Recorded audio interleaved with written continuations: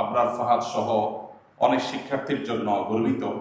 একটি কথা শুরুতে আমি আমার মূল বক্তব্যে প্রবেশের আগে বলে রাখতে চাই, সেটা হলো বুয়েট শুধুমাত্র টেকনোলজিতে এই দেশকে নেতৃত্ব দিলেই হবে না। এই প্রতিষ্ঠান থেকেই নীতি এবং নৈতিকতা চর্চা বাংলাদেশে সবচাইতে জোরালোভাবে শুরু হতে হবে ইনশাআল্লাহ। কারণ আমাদের দেশে শিক্ষিত মানুষের যতটা অভাব, ভালো মানুষের অভাব তার চাইতে অনেক বেশি প্রকট। আমরা যখন পৃথিবীর বিভিন্ন দেশে যাই, আমাদের প্রিয় স্বদেশকে যখন সে সমস্ত দেশগুলোর সাথে তুলনা করি, তখন আমরা নিজেদেরকে অনেক তলানিতে দেখতে পাই। এই তলানিতে থাকার 10টি বা 5টি কারণ যদি আমরা বের করি, তার মধ্যে থেকে অন্যতম বড় কারণ হলো আমরা যারা এই দেশকে গড়বার কথা, আমরা অনেকেই আমাদের আখের গোছাবার তালে ব্যস্ত থাকি। এই দেশকে কিভাবে লুটে পুটে খাবো, কে কোত্থেকে কিভাবে এই দেশকে ধ্বংস করে নিজের আখের গোছাবো, সেজন্য আমরা বেশিরভাগ মানুষ সচেষ্ট থাকি। আজ থেকে 2 দশক 3 দশক 4 দশক যত পেছনে আপনি যাবেন, দেখবেন আমাদের দেশে অবকাঠামোগত উন্নয়ন এতটা ছিল না, প্রযুক্তিগত উন্নয়ন এতটা ছিল না, শিক্ষিতের হার এত বেশি ছিল না, শিক্ষা প্রতিষ্ঠান এত বেশি ছিল না, ডাক্তার ইঞ্জিনিয়ার এত বেশি ছিলেন না। এরপরও যত পেছনে যাবেন, আপনি মানুষের মধ্যে মনুষ্যত্বের পরিমাণ আজকের চাইতে একটু হলেও বেশি দেখতে পাবেন।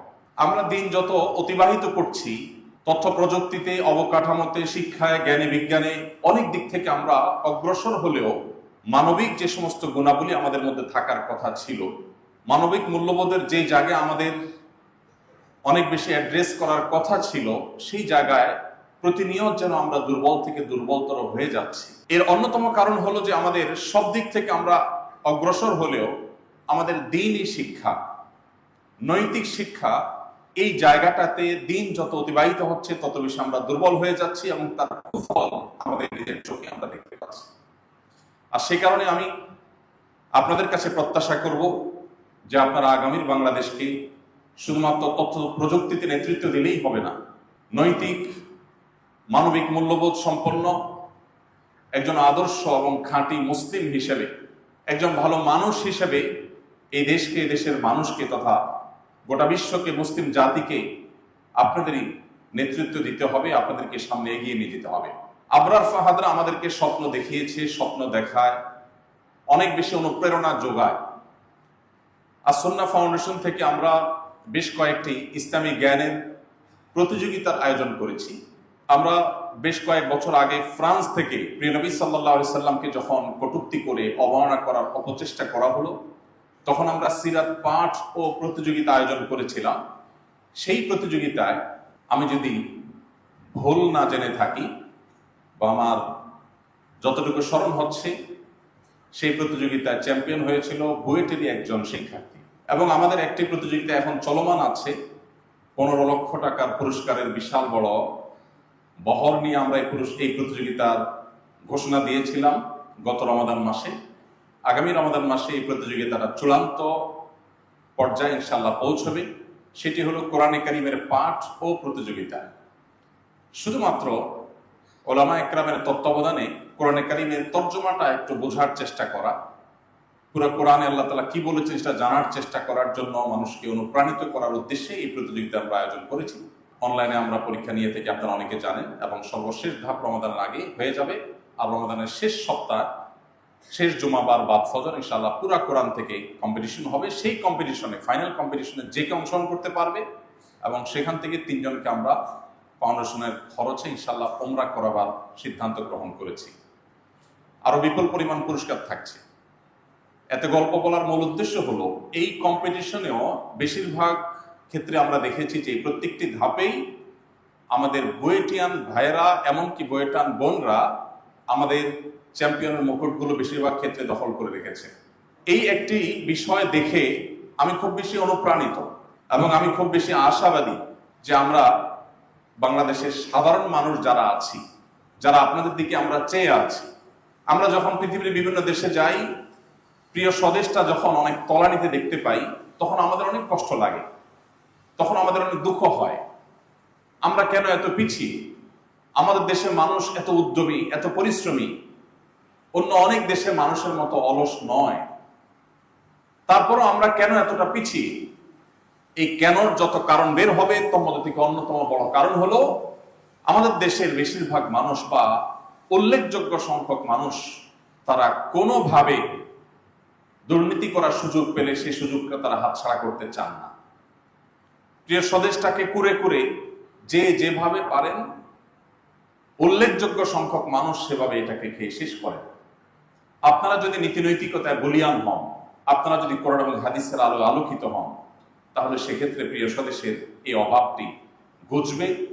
আমরা ইনশাআল্লাহ সেই স্বপ্নের প্রিয় স্বদেশ পাবো, যে স্বদেশ সমৃদ্ধ হবে, যে স্বদেশে অভাব থাকবে না। আমরা কম্পিটিশন করতে পারবো পৃথিবীর অনেক উন্নত দেশের সাথে।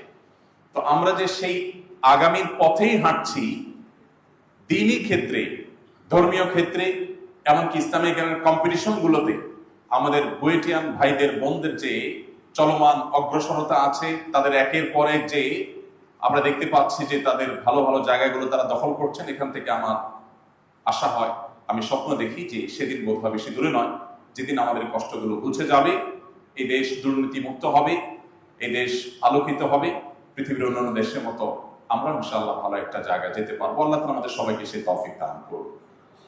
সম্মানিত ভাইরা, প্রিয় নবী সাল্লাল্লাহু আলাইহি সাল্লামের জীবনী নিয়ে নানামুখী আলোচনা আপনারা শুনেছেন, তার জীবনের বিভিন্ন দিক নিয়ে আপনারা কথা শুনেছেন। আমি একটি সুনির্দিষ্ট দিকের উপর কিছু কথা বলতে চাই, আর সেটি হলো আজ গোটা বিশ্বে আমরা যারা নিজেদেরকে মুসলমান পরিচয় দিই, আমাদেরকে যে কয়েকটি বিষয় দিয়ে সবচেয়ে বেশি আঘাত করা হয়, তার মধ্যে থেকে একটি হলো ইসলাম তথা মুসলমানদেরকে আমাদের মা বোনদের মুখোমুখি দাঁড় করাবার একটা চেষ্টা বিভিন্ন প্রান্তে আপনারা দেখতে পাবেন। আমাদের স্বদেশেও আছে, দেশের বাইরেও আছে। আমি আজ সেজন্য প্রিয় নবী সাল্লাল্লাহু আলাইহি সাল্লামের যে অবদান আছে বিশ্ব মানবতার প্রতি, তার মধ্যে থেকে এই জায়গাটাতে ফোকাস করতে চাই, সংক্ষেপে কিছু কথা আরজ করতে চাই যে আমাদের প্রিয় নবী সাল্লাল্লাহু আলাইহি ওয়াসাল্লাম নারী মুক্তিতে তিনি কি অবদান রেখেছেন, তিনি নারী জাতিকে কোন জায়গায় পেয়েছিলেন এবং কোন জায়গায় রেখে গেছেন, আমরা শুধুমাত্র এই তুলনাটা আপনাদের সামনে আজ উপস্থাপন করতে চাই। আমরা যারা ইতিহাসের পাঠক, কম বেশি আমরা সবাই জেনে থাকব যে প্রিয় নবী সাল্লাল্লাহু আলাইহি সাল্লামের আবির্ভাবের পূর্বে, তার আত্মপ্রকাশের পূর্বে, তখনকার আরব সমাজে নারীর যে অবস্থান ছিল, সেই অবস্থানটা কোরআনে কারীমের বিভিন্ন জায়গায় আল্লাহ তাআলা উল্লেখ করেছেন। আমরাও কম বেশি সবাই জানি। আমি শুধুমাত্র কয়েকটি পয়েন্ট আকারে বলতে চাই। প্রিয় নবী সাল্লাল্লাহু আলাইহি সাল্লাম যেই সমাজে এসেছেন, যেই পৃথিবীতে এসেছেন, ওই পৃথিবীতে বিশেষ করে আরবদের মধ্যে একটা প্রথা ছিল যে নারী হিসেবে জন্মগ্রহণ করার কারণে বাবা মায়ের সম্পদে বা কারোর সম্পদে, স্বামী হোক, বাবা হোক, ছেলে হোক কিংবা অন্য কেউ হোক, কারোর সম্পদে নারীর কোনো প্রকার উত্তরাধিকার পাওয়ার সুযোগ ছিল না। নারীর জন্য কোনো হিস্সা রাখা ছিল না কোনো সম্পদে। এবং তখন বলা হতো যারা যুদ্ধের জন্য উপযুক্ত তারাই শুধুমাত্র পরিত্যক্ত সম্পদের ভাগ পাবে, অন্য কেউ নয়। নবী করিম সাল্লাল্লাহু আলাইহি সাল্লামের আবির্ভাবের পূর্বে তখনকার আরব বিশ্বের মানুষের মধ্যে এই প্রথা প্রচলিত ছিল যে কোনো নারী তিনি যখন স্ত্রী হিসাবে কোথাও আবির্ভূত হবেন, স্বামীর কাছে তার কোনো অধিকার থাকবে না, তার শুধু কর্তব্য থাকবে স্বামীর প্রতি। স্বামীর কাছ থেকে তার প্রাপ্য কোনো অধিকার সেই সমাজে মোটেও ছিল না।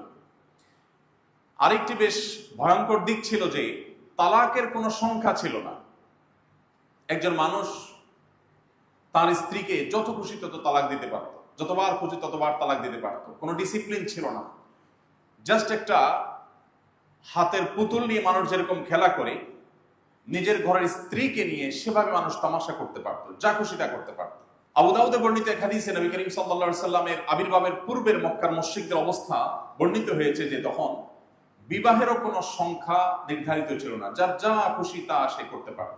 মাতৃজাতিকে এমন একটি জায়গায় তখনকার মানুষজন রেখে দিয়েছিল যেন একটি ঘরের যত আসবাবপত্র আছে, একজন মানুষের 10টি সম্পদ যেরকম আছে, তার যে সম্পত্তি আছে এরকম সম্পদ নয়, তার যে সম্পত্তি আছে অন্য 10টি, সেরকম একটি সম্পত্তি মনে করা হতো নারীকে। এবং সেজন্য তার সাথে আচরণ করা হতো একজন মানুষ হিসাবে নয়, একজন মানুষের তখনকার সবচাইতে দামি সম্পদ ছিল বিভিন্ন রকমের মূল্যবান পশু।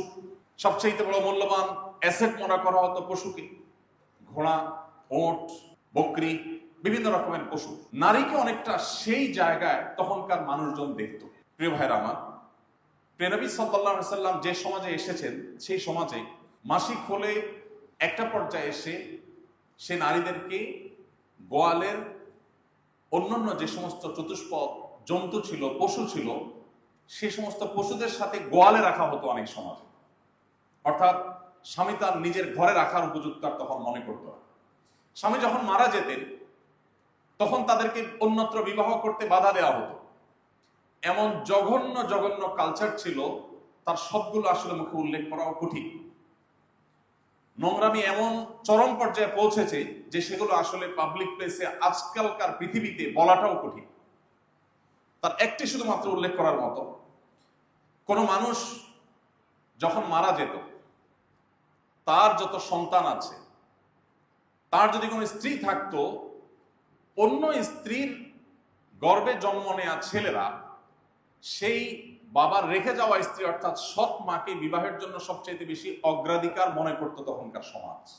কারণ বাবা যে সমস্ত সম্পদ রেখে গেছে, সম্পত্তি রেখে গেছে, অ্যাসেট রেখে গেছে, মনে করতো বাবার স্ত্রী এই সৎ মাও একটা অ্যাসেট, অতএব ছেলে যেহেতু বাবার অন্যান্য অ্যাসেটের মালিক হয়, সেই হিসাবে এটারও সে মালিক। নোংরামি কোন পর্যায়ে ছিল তার অনেকগুলো উদাহরণ আছে, যে উদাহরণ আসলে পাবলিক প্লেসে বলার মতো না। আমি এখানে থামবো।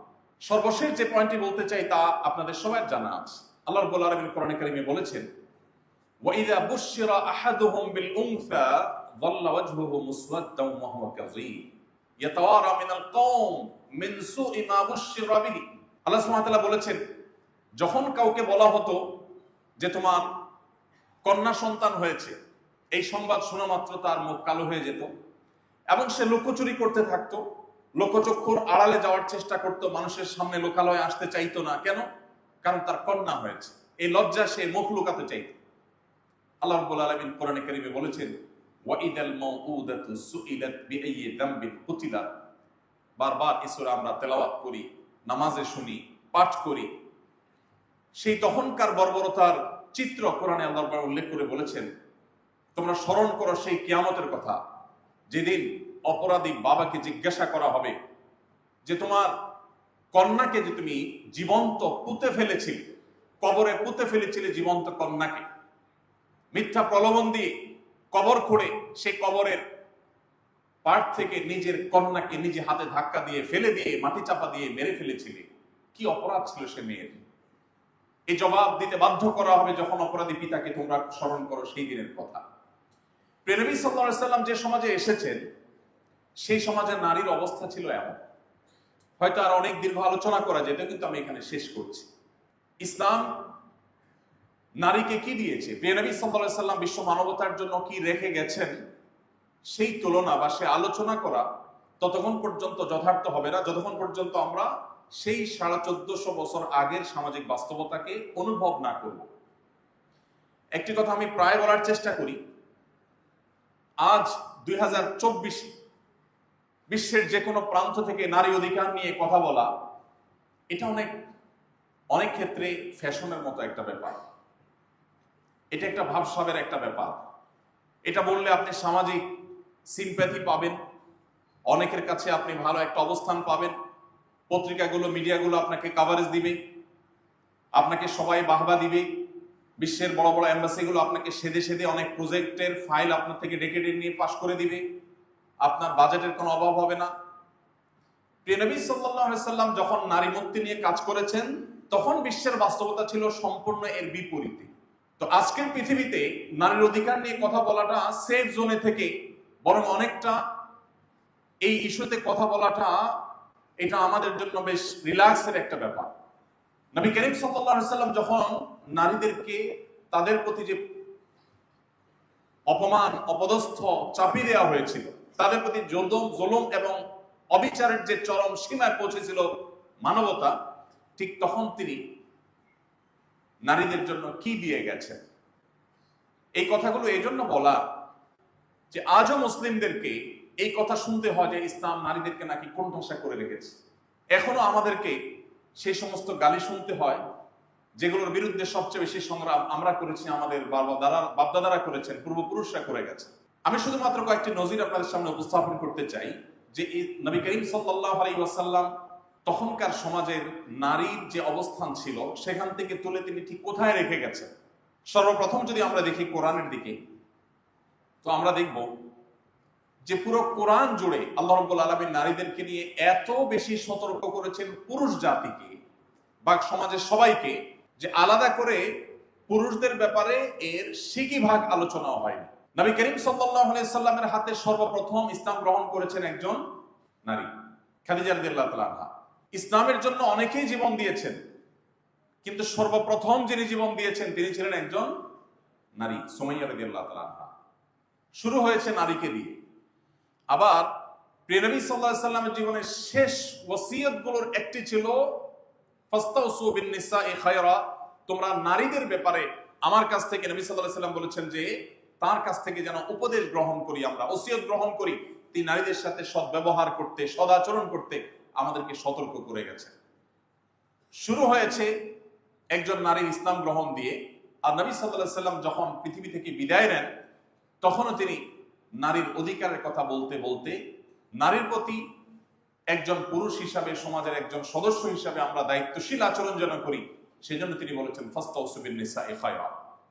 প্রিয় ভাইরা, আপনি যদি কোরআনের পাতা করেন আপনি দেখবেন কোরআন আমাদেরকে বলেছে ওয়াশিরুহুন্না বিল মারুফ, তোমরা নারীদের সাথে, পুরুষদেরকে আল্লাহ তাআলা নির্দেশ করছেন, স্বামীদেরকে আল্লাহ নির্দেশ করছেন তাদের সাথে সদাচরণ করো, সুন্দরভাবে জীবনযাপন করো, অসুন্দরভাবে খারাপভাবে তাদের সাথে জীবনযাপন করবে না। আল্লাহ রাব্বুল আলামিন বলছেন ওয়ালাহুন্না মিথলুল্লাযী আলাইহিন্না, মেয়েদের উপর কর্তব্য যেমন আছে তাদের অধিকারও আছে। অতএব তোমরা যারা তাদের কর্তব্যগুলো নিয়ে খুব বেশি সজাগ, তাদের অধিকারগুলোর ব্যাপারও তোমরা সজাগ থাকবে, তাদের প্রাপ্য রয়েছে।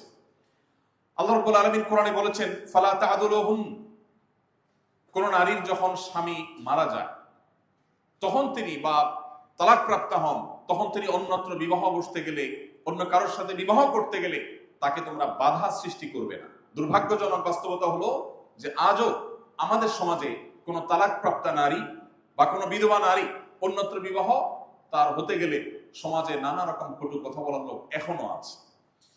আপনি কোরআন যদি খোলেন দেখবেন নারীদের সম্পর্কে সতর্ক করে আল্লাহ রাব্বুল আমাদেরকে বলেছেন ওমাত্তিউহুন্না আলাল মুসিআ কাদারুহু আলাল মুখতিরি কাদারুহু, কোন কারণে যদি বিচ্ছেদ হয়ে যায়, তালাক হয়ে যায়, তাহলে খবরদার তোমরা যারা সচ্ছল তারা তাদের সামর্থ্য অনুযায়ী, যারা অসচ্ছল তারা তাদের অবস্থা অনুযায়ী তোমাদের সে তালাক প্রাপ্তা স্ত্রীদের ভরণ পোষণ, ইদ্দত শেষ হওয়া পর্যন্ত সেটার বন্দোবস্ত তোমরা করবে।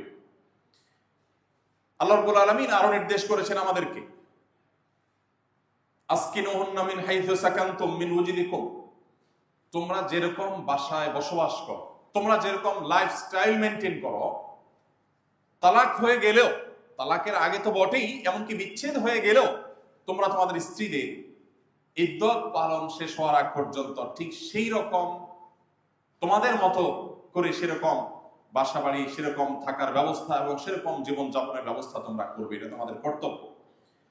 আল্লাহ সুবহানাহু ওয়া তাআলা আরো বলেছেন ওয়ালা তুদাররুহুন্না লিতুদাইয়িকু আলাইহিন্না, মেয়েদের সিদ্ধান্ত গ্রহণ করবার যে স্বাধীনতা শরীয়ত তাদেরকে দিয়েছে সেখানে কোনো প্রকার সংকীর্ণতা তোমরা সৃষ্টি করবে না। আল্লাহ রাব্বুল আলামিন আরো বলেছেন ওয়া আতুন নিসা সাদাকাতিহিন্না নিহলা, বিবাহের পর তোমরা মেয়েদের মহর সন্তুষ্ট চিত্তে তাদের প্রাপ্য অধিকার হিসাবে আদায় করে দিবে। আল্লাহ রাব্বুল আলামিন আরো বলেছেন ওয়া আতুহুম মিন মালিল্লাহিল্লাযী আতাকুম, আল্লাহ তাআলা তোমাদেরকে যে সম্পদ দিয়েছেন সেখান থেকে তাদেরকে তাদের প্রাপ্য সম্পদ বুঝিয়ে দাও। আল্লাহ সুবহানাহু ওয়া তাআলা বলেছেন হুন্না লিবাসুল লাকুম ওয়া আনতুম লিবাসুল লাহুম, শুধু তাদের উপরে চাপালে হবে না, তারা যেরকম তোমাদের জন্য পোশাক তুললো তোমরাও তাদের জন্য পোশাক তুললো। আল্লাহ তাআলা আরো বলেছেন ফালা তাবগু আলাইহিন্না সাবিলা, তোমাদের স্ত্রীদের ব্যাপারে তাদের বিরুদ্ধে কোন প্রকার ক্ষতি সাধন করবার জন্য, তাদের অধিকার খর্ব করার জন্য কোন পথ অনুসন্ধান করার চেষ্টা তোমরা করতে যাবে না।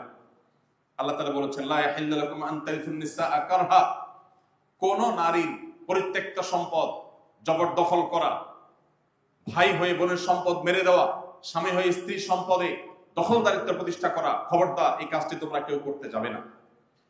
আল্লাহ সুবহানাহু ওয়া তাআলা বলেছেন, লা তা'দুলুহুন্না লিতাযহাবু বিবা'দি মা আতাইতুমুহুন, তোমরা স্ত্রীকে মোহর হিসেবে যা দিয়েছো বা উপহার উপঢৌকন হিসেবে যা দিয়েছো, তাদের প্রাপ্য অধিকার হিসেবে যা দিয়েছো, ছলে বলে কৌশলে সেটা নেওয়ার জন্য ফন্দি ফিকির আবার করতে যাবে না। আল্লাহ রাব্বুল আলামিন বলেছেন, ফাইমসাকুম বিমারুফ আও তাসরিহুম বিইহসান, সংসার করতে হলে সুন্দরভাবে ভদ্রলোকের মতো তাদের সাথে সুন্দর আচরণ করে সংসার করবে, অথবা বিচ্ছেদ করতে চাইলে সেটাও সুন্দরতম উপায়ে তোমাকে শরিয়া সম্মত ভাবে কোন প্রকার অনিষ্ট করা ছাড়া, দুরাচরণ করা ছাড়া সেটি করতে হবে।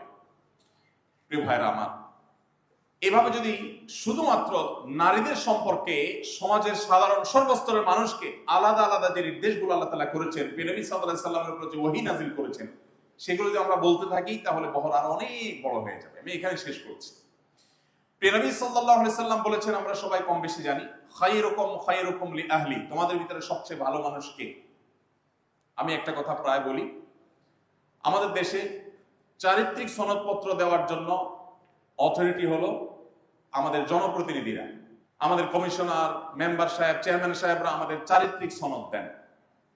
অথচ আমাদের নামে মামলা মোকদ্দমা আছে কিনা, আমাদের বিরুদ্ধে কোনো অভিযোগ আছে কিনা, গোয়েন্দা সংস্থার কোনো তথ্য আছে কিনা, বা সামাজিক কোনো অপরাধের কোনো তথ্য, কোনো রেকর্ড আছে কিনা, এগুলো বড়জোর তারা বলতে পারে। নবী সাল্লাল্লাহু আলাইহি সাল্লামের এই হাদিসের দিকে তাকালে আমরা দেখি যে না, চারিত্রিক সনদপত্র দেওয়ার অধিকার বা রাইট আসলে সবচেয়ে বেশি হলো স্ত্রী। নবী সাল্লাল্লাহু আলাইহি সাল্লাম বলেছেন, খায়রুকুম লিআহলি, তোমাদের মধ্যে সবচেয়ে ভালো মানুষ সে যে তার স্ত্রীর কাছে ভালো। অর্থাৎ কোন পুরুষ যদি বুক টান টান করে এই কথা বলার সৎ সাহস রাখে যে আমার স্ত্রী আমাকে এজ এ মানুষ, ভালো মানুষ, এই কথার সার্টিফিকেট দিবে, স্বীকৃতি দিবে, সে পুরুষ আল্লাহর কাছেও ভালো, আল্লাহ রাসূলের কাছেও ভালো, মুসলিম হিসেবেও ভালো। আর যদি এই কথা বলার মতো বুকে সাহস না থাকে, তাহলে সেক্ষেত্রে তার ভালো মানুষ নিয়ে যথেষ্ট সন্দেহ আছে। আমরা অনেকেই বাহিরে ভালো, কিন্তু আমাদের বাসায় চোহর দিতে আমরা অনেকে কিন্তু ভালো না। আমি এই জন্য প্রায় বলার চেষ্টা করি, যারা বিবাহিত আছেন তারা বাসায় গিয়ে মিসেসকে জিজ্ঞাসা করবেন যে নবী করিম সাল্লাল্লাহু আলাইহি সাল্লাম বলেছেন সবচেয়ে ভালো তোমার কাছে যদি হতে পারে তাহলে নাকি আসলে আমি ভালো। অ্যাকচুয়ালি আমার অবস্থানটা তোমার কাছে কি, আমি মানুষটা কেমন, এটা জিজ্ঞেস করলে উত্তরে যদি আপনি হাসি পান, রিপ্লাইতে যদি হাসি পান, তাহলে বুঝবেন যে অবস্থা খারাপ। কারণ আপনার স্ত্রী যদি আপনাকে এর উত্তরে হেসে দেন, তাহলে তার মিনিং হবে যে তুমি মানুষ কেমন এটা জিজ্ঞেস করতে আসছো, এর উত্তর দিয়ে আমি আবার কোনটার সম্মুখীন হই। আর যদি আপনার ভেতর বলে যে না, আমার স্ত্রী আমার অগোচরে অন্যদের কাছেও আমাকে নিয়ে তার শত অভিযোগ থাকতে পারে, কিন্তু দিন শেষে আমাকে সে ভালো মানুষের স্বীকৃতি দিবে, এই স্বীকৃতি যদি আপনি পেতে পারেন তাহলে আপনি আল্লাহর কাছেও ভালো। নবী সাল্লাল্লাহু আলাইহি সাল্লাম এখানে শেষে বলছেন ইন্টারেস্টিং কথা, তার নিজের একান্ত ব্যক্তিগত তথ্য তিনি বলছেন, ওয়া আনা খায়রুকুম লিআহলি, তোমাদের সবাই নিজের স্ত্রীর কাছে যতটা ভালো হতে পারো, আমি আমার স্ত্রীদের কাছে সবচাইতে ভালো। তোমাদের মধ্যে স্ত্রীদের কাছে সবচাইতে ক্লিন ইমেজের মানুষ আমি নবী সাল্লাল্লাহু আলাইহি ওয়াসাল্লাম, তার কথা তিনি বলেছেন। প্রিয় ভাইরা আমার, নবী সাল্লাল্লাহু আলাইহি ওয়াসাল্লামের আপনারা জানেন তার অনেক স্ত্রী ছিল। একজন স্ত্রীরই মন জয় করতে আমাদের অবস্থা খারাপ হয়ে যায়, সেখানে এতজন স্ত্রী ছিল। আপনি সিরাত গ্রন্থগুলো যদি অধ্যয়ন করেন, খোলেন, পড়েন, দেখবেন এমনকি অমুসলিমদের লেখা নবী সাল্লাল্লাহু আলাইহি ওয়াসাল্লামের জীবন চরিত্র যদি আপনি পড়েন, আপনি বিস্মিত না হয়ে পারবেন না। তার ব্যাপারে তার কোনো স্ত্রীর বিন্দু মাত্র কোনো অনুযোগ, কোনো অভিযোগ, কখনো কোনো নেতিবাচক মন্তব্য বা অপ্রাপ্তির কোনো কথা আপনি দেখাতে পারবেন না। তিনি কোনোদিন কোনো নারীর গায়ে হাত তোলেননি। বদর যুদ্ধের, উহুদ যুদ্ধের একটা ঘটনা, এক সাহাবীকে নবী করিম সাল্লাল্লাহু আলাইহি ওয়াসাল্লাম তার তরবারি দিয়েছিলেন, যাও শত্রু পক্ষের সঙ্গে লড়াইয়ে লিপ্ত হও। নবী করিম সাল্লাল্লাহু আলাইহি ওয়াসাল্লামের তরবারি দেওয়াটা ছিল তার জন্য একটা অনুপ্রেরণা, যে নবীজি তার তরবারি আমাকে দিয়েছে। তিনি অতিরিক্ত শক্তি এবং অতিরিক্ত সাহস তিনি অনুভব করছিলেন। যখন তিনি লড়াই করছিলেন উহুদ যুদ্ধের একটা পর্যায়ে আমরা জানি যে মুসলমানরা বেশ কোণঠাসা ছিলেন। ঠিক ওই সময়টাতে তিনি দেখতে পেলেন যে দূর থেকে কোনো একজন মানুষ মুসলিমদেরই কোনো একজন সদস্যকে হত্যা করবার পর তার বুক কেটে তার কলিজা বের করে চিবাচ্ছে। এরকম একটা দৃশ্য তিনি দূর থেকে অনুভব করতে পেরে অত্যন্ত ক্রোধান্বিত হয়ে সেই তরবারি নিয়ে দৌড়াতে দৌড়াতে গেলেন। কাছে গিয়ে দেখলেন যে এই জঘন্য নৃশংস হত্যাকাণ্ডের পর এই নৃশংস কাজটি যিনি করছেন সেই মরা লাশের সাথে তিনি একজন মহিলা, আবু সুফিয়ানের স্ত্রী হিন্দা। নবী করিম সাল্লাল্লাহু আলাইহি সাল্লামের তরবারি হাতে থাকা সেই সাহাবী চাইলেই তখন তার গর্দান উড়িয়ে দিতে পারে, কিন্তু তখন সাথে সাথে তিনি থেমে গেলেন এই জন্য যে তিনি পরে বর্ণনা করছেন যে আমি যখন দেখলাম এই অপরাধ সংগঠনকারিণী একজন নারী, আমি ভাবলাম আমার নিজের তরবারি দিয়ে তাকে আঘাত করতে পারতাম। আমার যে নবীজি সাল্লাল্লাহু আলাইহি সাল্লাম কোন নারীকে কখনো আঘাত করেনি, তার এই তরবারি দিয়ে এই নারী যত অপরাধী হোক নবীজির তরবারি দিয়ে আঘাত এটা আমি করব না, আমার বিবেক সায় দেয়নি। সেই তরবারি প্রভাব জায়গায় রেখে তিনি ফেরত চলে আসলেন। প্রিয় ভাইরা আমার, সেই নবী সাল্লাল্লাহু আলাইহি সাল্লামের আনিত দ্বীনকে যখন আমাদের মা বোনদের মুখোমুখি দাঁড় করানো হয়, তখন মুসলিম হিসাবে আমাদের নতুন করে জানার তাগাদা অনুভব হয়, প্রয়োজন হয় যে নারীকে ইসলাম কি দিয়েছে, প্রিয় নবী সাল্লাল্লাহু আলাইহি সাল্লাম কোথায় রেখে গেছে। প্রিয় ভাইরা আমার, নবী করিম সাল্লাল্লাহু আলাইহি সাল্লাম তাকে জিজ্ঞাসা করা হয়েছিল আপনার কাছে সবচেয়ে প্রিয় মানুষকে, মনুষ্য জগতের সদস্যদের মধ্যে সবচেয়ে প্রিয় লোকটা আপনার কাছে কে? তিনি তাও একজন নারীর কথা বলেছেন, আয়েশা রাদিয়াল্লাহু তাআলা আনহা। তিনি বলেছেন আমার কাছে দুটো জিনিস প্রিয়, তার একটি হলো সালাত নামাজ, আরেকটি হলো সুগন্ধি, আরেকটা হলো তিনটি জিনিস, আরেকটি হলো নারী। এই নারী প্রিয় হওয়ার মানে হলো বাবা এবং মায়ের মধ্যে আমি মাকে প্রায়োরিটি দেই, ভাই এবং বোনকে স্নেহ করার ক্ষেত্রে আমি বোনকে স্নেহ করাটাকে অগ্রাধিকার দেই, ছেলে এবং মেয়ের ক্ষেত্রে মমতা স্নেহের ক্ষেত্রে আমি মেয়েকে অগ্রাধিকার দেই। সব ক্ষেত্রে নারীকে অগ্রাধিকার দেওয়াটা আমার ভালো লাগার মতো একটা বিষয়। প্রিয় ভাইয়ের আমার, নবী করিম সাল্লাল্লাহু আলাইহি সাল্লাম সেই জাহিলি সমাজের বুকের উপর দাঁড়িয়ে নারীকে তার জীবন সঙ্গী নির্বাচনের শতভাগ অধিকার দিয়েছে। ইসলামী শরিয়ার দৃষ্টিকোণ থেকে কোন নারী তার জীবন সঙ্গী হিসাবে কাকে গ্রহণ করবেন না করবেন এটা একান্তই তার ব্যক্তিগত ব্যাপার। এমনকি ওই নারীর জন্মদাতা বাবা মার জন্য এই রাইট ইসলাম রাখে নাই যে তারা তাকে বাধ্য করবেন অমুককে তোমার বিবাহ করতে হবে, এ অধিকার ইসলাম বাবা মাকেও দেয়। নবী করিম সাল্লাল্লাহু আলাইহি ওয়াসাল্লাম তার একটা প্রসিদ্ধ হাদিসের কথা আমরা জানবো, অনেকে জেনে থাকবো, যে তিনি বলেছেন কোন ব্যক্তি তার তিনটি কন্যা সন্তান অথবা তিনটি বোন যদি তার ঘরে থাকে, তার বাড়িতে থাকে, অথবা কারোর যদি তিনটি না থাকে দুটিও থাকে, দুটি কন্যা বা দুটি বোন যদি কারোর থাকে এবং তাদের সাথে যদি সে সদাচরণ করে, ন্যায়নিষ্ঠ আচরণ করে, তাদের প্রতি কোনো প্রকার জুলুম অবিচার না করে, কোনো বৈষম্য না করে, অধিকার খর্ব না করে, তাহলে সেক্ষেত্রে এই যে তাদেরকে সুন্দর করে লালন পালন করলো, দ্বীনি তারবিয়ত তাদেরকে দিল, তাদের অধিকার দেয়াতে কোনো প্রকার কার্পণ্য করলো না, ত্রুটি করলো না, নবী সাল্লাল্লাহু আলাইহি সাল্লাম বলেছেন এই ব্যক্তি জান্নাতের নিশ্চয়তা থাকবে, সে ব্যক্তি জান্নাতে প্রবেশ করবে। আপনারা কোরআন হাদিসে অনেকেই কম বেশি পড়েছেন, আমিও পড়েছি। আমি কোরআনের কোনো জায়গায় অথবা হাদিসের কোনো জায়গায় পাইনি যে এই যে হাদিসে মাত্র দুটি কন্যা সন্তান জন্ম দেওয়ার পর দুটি কন্যা সন্তানের গর্বিত পিতা মাতা হতে পারলে তাদের জন্য জান্নাতের যে গ্যারান্টির কথা বলা আছে, এই দুইটির বিপরীতে আমরা যারা ছেলে আছি, 1 ডজন ছেলে লালন পালন করলে জান্নাতের বারান্দায়ও যাওয়া যাবে, এরকম কোন হাদিস আমার জানা নাই। পুরো কোরআনে কোথাও আপনি সূরাতুর রিজাল বা পুরুষ সংশ্লিষ্ট সূরা এরকম কোন সূরার কথা আপনারা কেউই জানেন না, আমিও জানি না, নাই। কিন্তু সূরাতুন নিসা আছে। সূরাতুন নিসা মানে কি? নারী সংশ্লিষ্ট সূরা, এবং এই সূরাটা কোরআনের সবচেয়ে বড় সূরাগুলোর একটি, বহু পৃষ্ঠা ব্যাপী, দীর্ঘ আয়তনের সূরা। শুধু এই সূরাই নয়, সূরা তালাক, সূরা তাহরিম, মেয়েদের বিধিবিধানগুলোকে বর্ণনা করার জন্য আল্লাহ তাআলা আরো কয়েকটি সূরা সুনির্দিষ্ট করে রেখেছেন। প্রিয় ভাইরা আমার, নবী করিম সাল্লাল্লাহু আলাইহি সাল্লাম নারীদের হজকে জিহাদ বলেছেন, যে আমরা পুরুষরা জিহাদে শামিল হয়ে আল্লাহর সন্তুষ্টি অর্জন যতটা করতে পারবো, নারীরা শুধুমাত্র যদি হজ করতে যায়, নারী হিসাবে হজ করতে যাওয়াটা তার জন্য নানা রকম কষ্টের হয়, অনেক বেশি পরিশ্রম সেখানে থাকে, নারী হিসাবে অনেক সময় তাদের কষ্টের কারণ হয়, পর্দা মেনটেন করতে গিয়ে তাদেরকে এক্সট্রা হ্যাসেল নিতে হয়। এই যে তারা অতিরিক্ত কষ্ট করে, নবী করিম সাল্লাল্লাহু আলাইহি সাল্লাম তার বিনিময়ে তাদের হজকে জিহাদের সমতুল্য বলেছেন। বাট পুরুষদের হজকে জেহাদের সমতুল্য বলা হয়নি। ঠিক একইভাবে কোন নারী আল্লাহ রাব্বুল আলামিন কর্তৃক প্রদত্ত প্রাকৃতিক তার যে দায়িত্ব আছে সন্তান গর্ভে ধারণ করা, সন্তান প্রসব করা, সন্তান গর্ভধারণ করার পর এই কষ্টের পর যদি সন্তান প্রসব করতে গিয়ে কোনো মা মারা যান, নবী করিম সাল্লাল্লাহু আলাইহি সাল্লাম তার সে মৃত্যুকে শাহাদাতের মৃত্যু হিসেবে উল্লেখ করেছেন। অথচ কোন পুরুষ তার যদি পেশাগত দায়িত্ব পালন করতে গিয়ে মারা যান, তাহলে তার জন্য আলাদা করে শাহাদাতের মর্যাদার কথা কিন্তু বলা হয়নি। আপনি এভাবে কোরআনে কারীমের পাতায় পাতায়, হাদিসের পাতায় পাতায় দেখবেন যে নারীদের অধিকার নিয়ে নবী করিম সাল্লাল্লাহু আলাইহি সাল্লাম কি করেছেন, কি বলে গেছেন।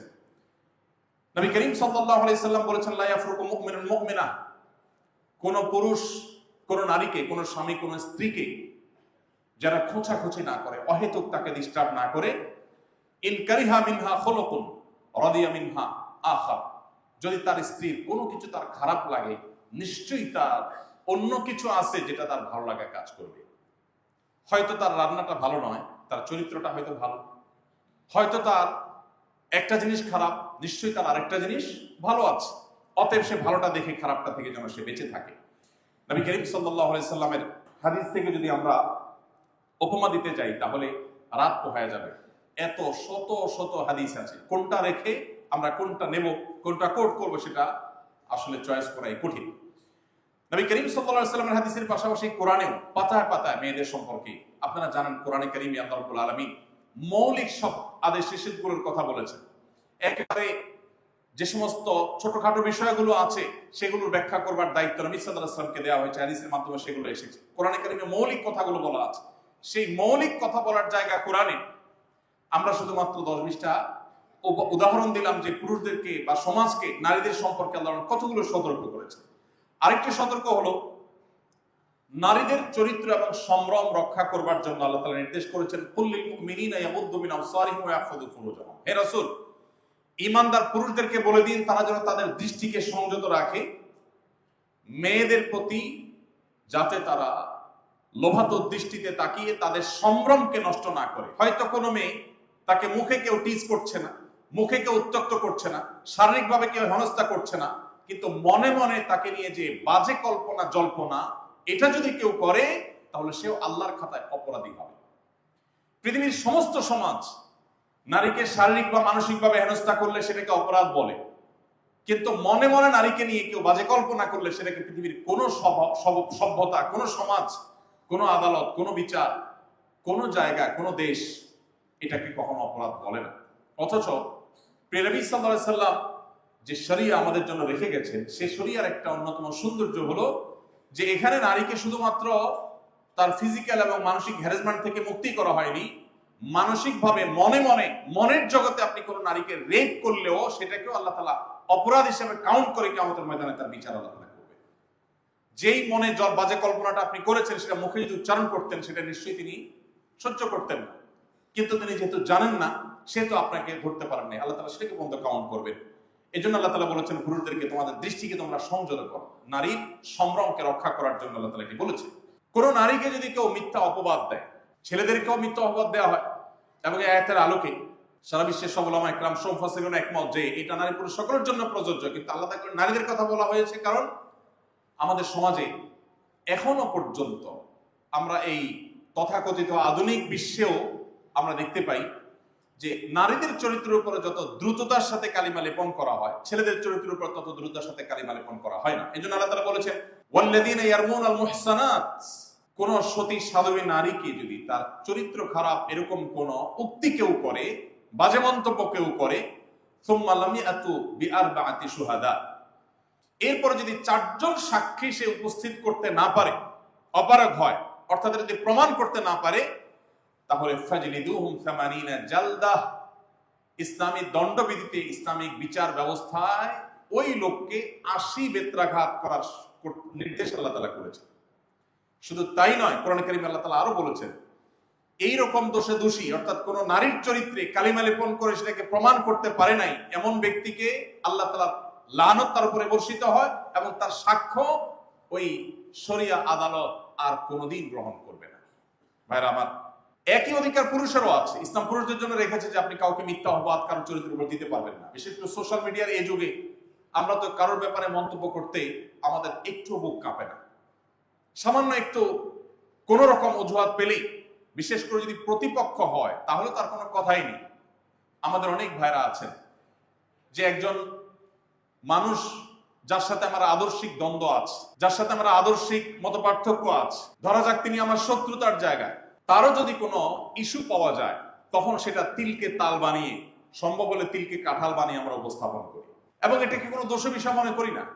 অথচ একজন ইমানদার, আল্লাহর সামনে তাকে দাঁড়াতে হবে, তিনি তার সেই জবাবদিহিতার বোধ থেকে তিনি কখনো কারোর প্রতি অবিচার করতে পারেন না। কোরআনে কারীমে আল্লাহ তাআলা বলেছেন, ওয়ালা ইয়াজরিমান্নাকুম শানাআনু কওমিন আল্লা তা'দিলু ই'দিলু হুয়া আকরাবু লিত-তাকওয়া। তোমার শত্রুর সাথে তুমি শত্রুতা বশত জুলুম করবার অধিকার আল্লাহ তাআলা তোমাকে দেন নাই। তোমার শত্রু হতে পারে কেউ, প্রতিপক্ষ হতে পারে কেউ, তার প্রতিও আল্লাহ তাআলার নির্দেশ হলো তুমি ইনসাফ করবে, সেক্ষেত্রে তুমি অবিচার করবে না। প্রিয় ভাইরা আমার, কোরআনে কারীমে আল্লাহ রাব্বুল আলামিন নারীদের অধিকার নিয়ে যত কথা বলেছেন, আমি তার দীর্ঘ ফিরিস্তি আর টানতে যাচ্ছি না। সর্বশেষ যে পয়েন্ট আমি বলে শেষ করতে চাই সেটি হলো, নারীদের পরিত্যক্ত সম্পদে যে হিস্সা রেখেছে, এটা নিয়ে আমাদের সমাজে সবচেয়ে বেশি আলাপ আছে। আজকের পৃথিবীতে আমাদের মুসলমানদের উপর যে সমস্ত দোষারোপ করা হয়, তমল থেকে একটা হলো এটা, বলা হয় যে বাবার সম্পদে ছেলে যদি 2 আনা পায়, মেয়ে 1 আনা পাবে। এটা মেয়েদের প্রতি অবিচার মনে করেন অনেকে। আমরা দেখি মেয়েদেরকে আল্লাহ রাব্বুল আলামিন কোরআনে কারীমে যে হিস্সা দিয়েছেন পরিত্যক্ত সম্পদে, মেয়েরা যখন কন্যা হয় তখন কখনো কখনো বাবার সম্পদের অর্ধেক পায়, আবার বাবা যদি হেবা করেন, দান করে দেন, তাহলে পুরাটাই পেতে পারে। আর যদি 2 এর অধিক কন্যা থাকে কোনো বাবার, এবং অন্য কেউ আর ভাই না থাকে, তাহলে সেক্ষেত্রে তারা বাবার সম্পদের 2/3 তারা শুধুমাত্র ওয়ারিস হিসাবে পায়। এছাড়া বাবা জীবদ্দশায় তাদেরকে উপহার উপঢৌকন হিসাবে আরো চাইলে দিতে পারে। আর যদি নারী মা হন, তাহলে সেক্ষেত্রে কখনো মৃত ব্যক্তির টোটাল সম্পদের 1/3, 1/3 অথবা 6/1 পেতে পারে। এটা নির্ভর করে যে সন্তানের মা হিসেবে সম্পদ পাচ্ছেন, সেই সন্তানের ঘরে সন্তান আছে কিনা। সন্তান থাকলে তখন 6/1, আর কোনো সন্তান না থাকলে, নিজের ছেলের ঘরের বা মেয়ের ঘরে কোনো সন্তান না থাকলে, সেই ছেলে বা মেয়ের সম্পদ থেকে 1/3 পর্যন্ত পেতে পারেন। তাহলে কন্যা হিসাবে পাচ্ছেন, মা হিসাবে পাচ্ছেন। এবার আসা যাক স্ত্রী হিসেবে স্বামীর সম্পদে। যদি স্বামীর কোনো সন্তান না থাকে, তাহলে 4/1 টোটাল সম্পদে, আর যদি সন্তান থাকে তাহলে 8/1 স্ত্রী হিসাবে পাচ্ছেন। ঠিক একইভাবে বোন হিসাবেও ভাইয়ের সম্পদে একটা নির্দিষ্ট হিস্সা পাওয়ার সুযোগ এবং আপনার অপশন কিন্তু রয়েছে।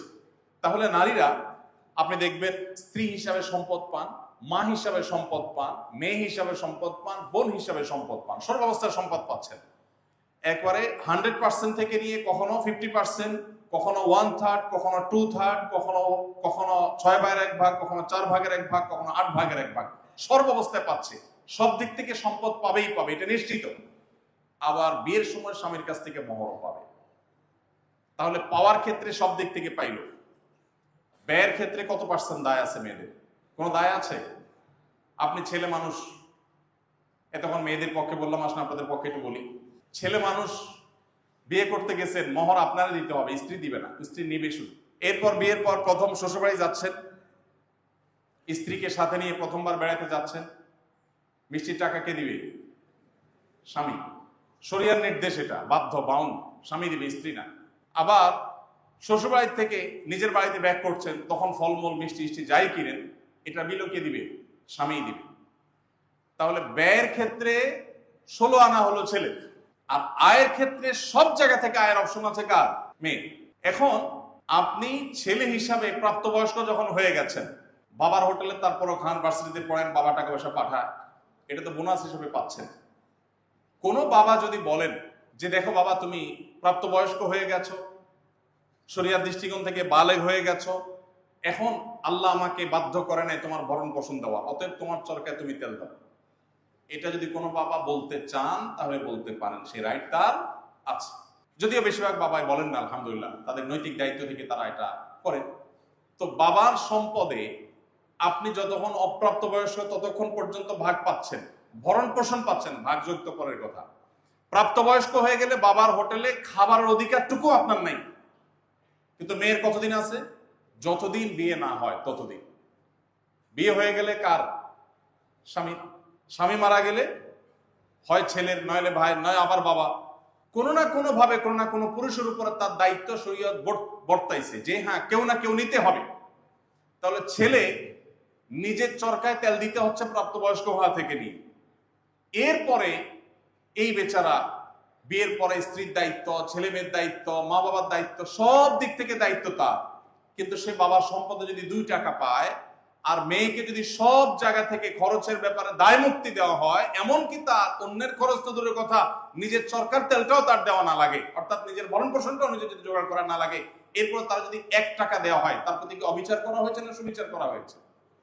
শুধু সুবিচার। নারী হিসাবে তারে বরং অতিরিক্ত দেওয়া হয়েছে। কিন্তু আপনি আমাদের দেশে প্রায় শুনবেন যে এক শ্রেণীর মানুষ এটা নিয়ে খুব জোরে সোরে কথা বলে যে নারীকে বাবা মার সম্পদে সমান অধিকার দিতে হবে। ইসলাম সমান অধিকারের কথা বলে না, সরি, ইসলাম ন্যায্য অধিকারের কথা বলে। ইসলাম কখনো সমান অধিকার মেয়েদেরকে দিতে বলে না, ইসলাম বলে ন্যায্য অধিকার দাও। ন্যায্য অধিকার দিতেই কখনো সমান দিতে হয়, কখনো বেশি দিতে হয়, কখনো কম দিতে হয়। আপনার 2টা ছেলে আছে, একটা বয়স 10 আর একটা বয়স 20। সমান অধিকার যদি দিতে যান তাহলে জামা কেনার সময় দুইজনের জন্য একই সাইজের জামা কেনা লাগবে। আর যদি ন্যায্য অধিকার দিতে চান তাহলে যার জন্য যেটা অ্যাপ্রোপ্রিয়েট হবে তার জন্য সেই সাইজের জামা কিনবেন। ইসলাম ন্যায্য অধিকার দিতে বলে, সমান অধিকারের কথা বলে না। সমান অধিকার শুনতে অনেক চমকপ্রদ শোনা যায়, কিন্তু এটা বাস্তবতা সস্তা, অন্তঃসার শূন্য, বাস্তবতা বিবর্জিত। আপনার 2টি ছেলে আছে, একটার গায়ে জ্বর এসেছে 102, আরেকটার গায়ে কোনো জ্বর নাই। সমান অধিকারের দাবি হলো 2জনকে ঠাসায় নাপা খাওয়াবেন। আর ন্যায্য অধিকারের দাবি হলো একজনকে কুসুম গরম পানি দিবেন, আরেকজনকে শীতল ঠান্ডা পানি দিবেন। এখন কি ন্যায্য অধিকার দিবেন না সমান অধিকার দিবেন, সিদ্ধান্ত আপনার। ভাইরা আমার, মুসলমানদের উপরে যে আঘাত করা হয় সে আঘাতগুলো একদিক থেকে না, চতুর্দিক থেকে। আপনারা জানেন আমাদের দেশে একটা বিশেষ শ্রেণী মানুষ আছে, আর দেশের বাইরে তো আছেই, আমাদের মুসলমানদেরকে এমন ভাবে ট্রিট করা হয় যেন আমরা মুসলমানরা দুনিয়ার সমস্ত অশান্তির জন্য দায় আমাদের। আমরা সব অশান্তিকামী, আমরা সব উগ্র, আমরা সব সকল সমস্যার মূল। অথচ আপনি পৃথিবীর যেদিকে চোখ মেলবেন, পৃথিবীর পূর্ব থেকে পশ্চিম, উত্তর থেকে দক্ষিণ, যেদিকে তাকাবেন দেখবেন অস্ত্রের নিচে, বোমের নিচে শুধু মুসলমানের চেহারাই আছে।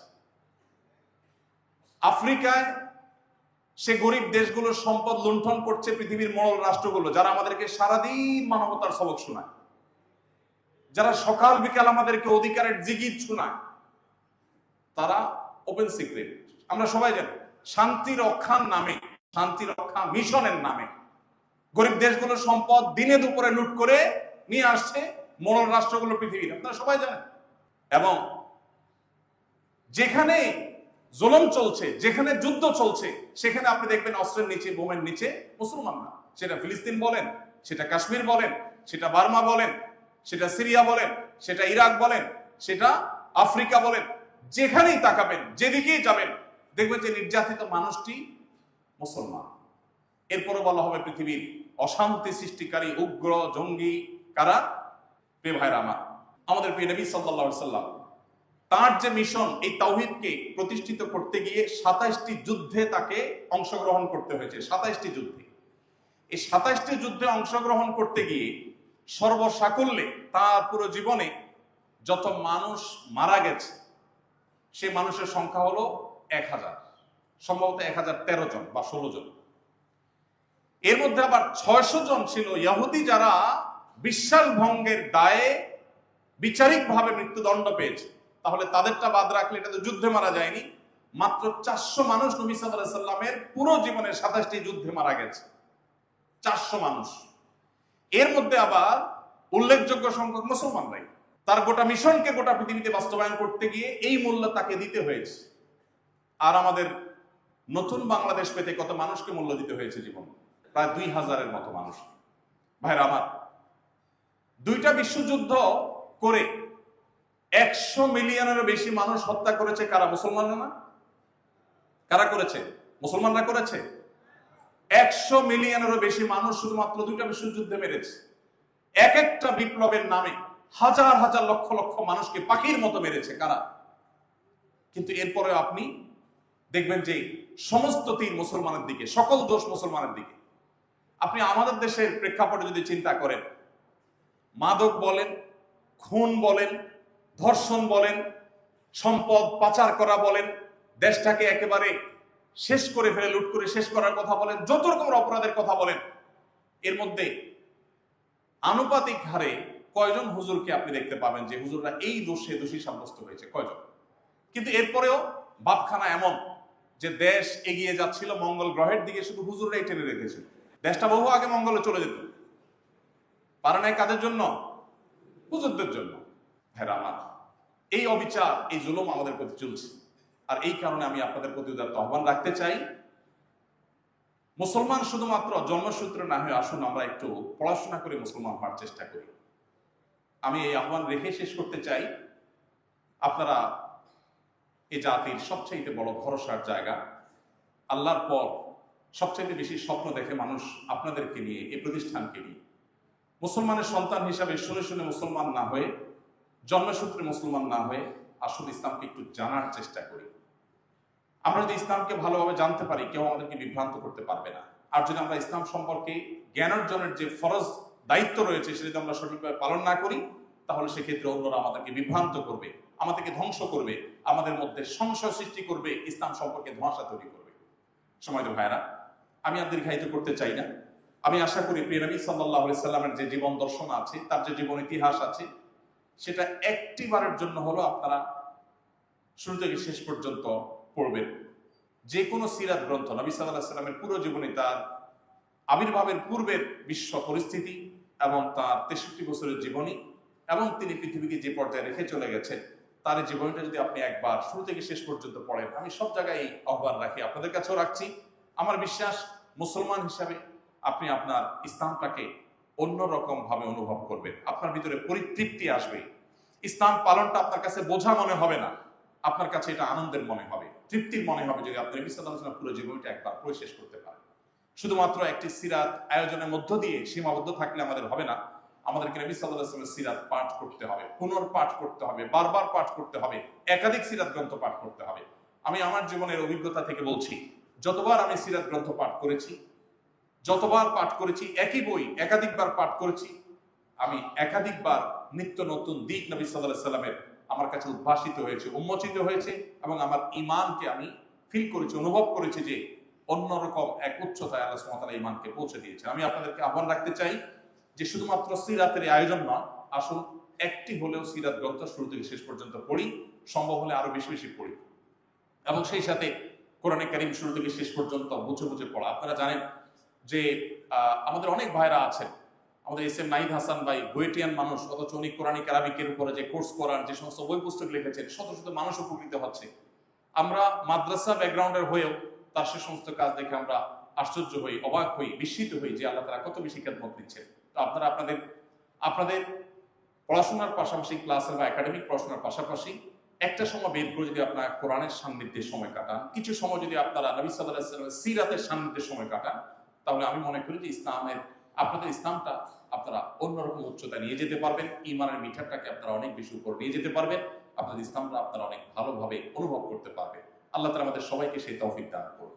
যদি সঠিক কিছু বলে থাকি আল্লাহর তরফ থেকে, ভুল কিছু বলে থাকলে সেটি আমার দায়, শয়তানের তরফ থেকে আমাকে ক্ষমা করবেন। এবং আপনাদের এই আয়োজন এর পেছনে আমি আবারও বলছি, যারা যেভাবে অংশগ্রহণ করেছেন, মাননীয় ভিসি মহোদয় থেকে নিয়ে একেবারে কর্তৃপক্ষে যারা যেভাবে অংশগ্রহণ করেছেন, আমাদের সময়ত শিক্ষকবৃন্দ এবং আমার ভালোবাসার শিক্ষার্থীবৃন্দ, আপনারা যারা যেভাবে পরিশ্রম করেছেন, আল্লাহ তাআলা আপনাদের সবাইকে এর জন্য সর্বোত্তম বিনিময় দান করুন। আমাকে কিছু কথা বলবার সুযোগ করে দেওয়ার জন্য আপনাদের প্রতি আমি ধন্যবাদ জানাচ্ছি।